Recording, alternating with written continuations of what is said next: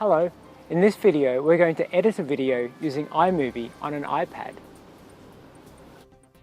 First things first, let's start up iMovie. Now here are the projects I already have, so we'll press the plus button to create a new one and tap New Movie. Now here we can choose between the different styles. Let's just go with this one, tap Create Movie.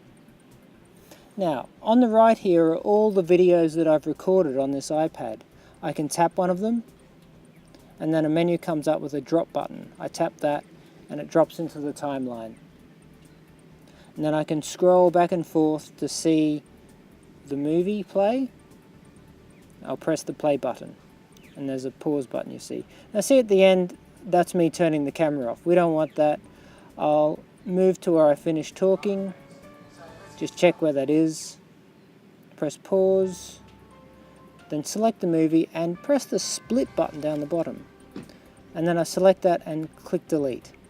So now we've removed the bit where I turn the camera off.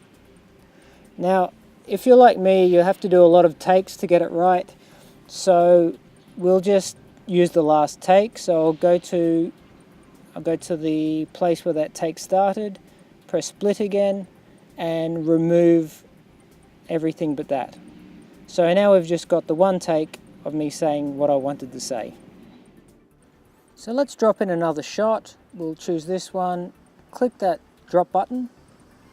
The one looks like a down arrow, and have a look at it. Now you'll probably notice that by default iMovie puts in a cross dissolve, where it sort of blends from one shot to the other. So let's look at the different types of transitions and where you might use them. Here's an example of where a cross dissolve is really handy. This shot went on for too long and I wanted to cut some of it out. So the cross dissolve demonstrates that time has moved on and I don't get a sudden jump between where I cut it. Here's an example of where a straight cut is useful. I'm just cutting away from one point of view to another. Two transitions that close together would be very distracting, such as in this shot.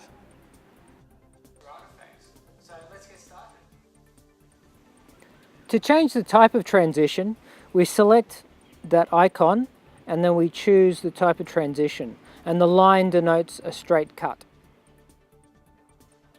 So let's get started. If you want to use a photo or a PowerPoint slide, go to the Photos tab at the top. I'm going to choose a PowerPoint slide that I exported from PowerPoint and then copied to the iPad. When I scrub through the timeline, you'll notice a subtle zoom effect that's added to images when they're dropped into iMovie. See that small zoom? It's less noticeable when we play, but still if you do want to get rid of it, you tap the image and then you pinch to zoom it out, and then choose the end point and pinch to zoom it out again. And then there's no zoom effect anymore. I'll talk about adding titles and sound in another video, but let's just say that we've done that and we're ready to export our movie. Tap the back button in the top left-hand corner, rename the movie. I'm just going to call it My Title. And then we use the export button, which is in the middle there. It's a square with an arrow pointing out of it.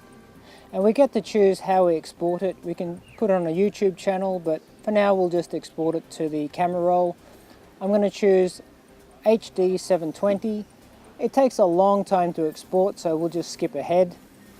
And now we'll go and have a look at the video on the camera roll.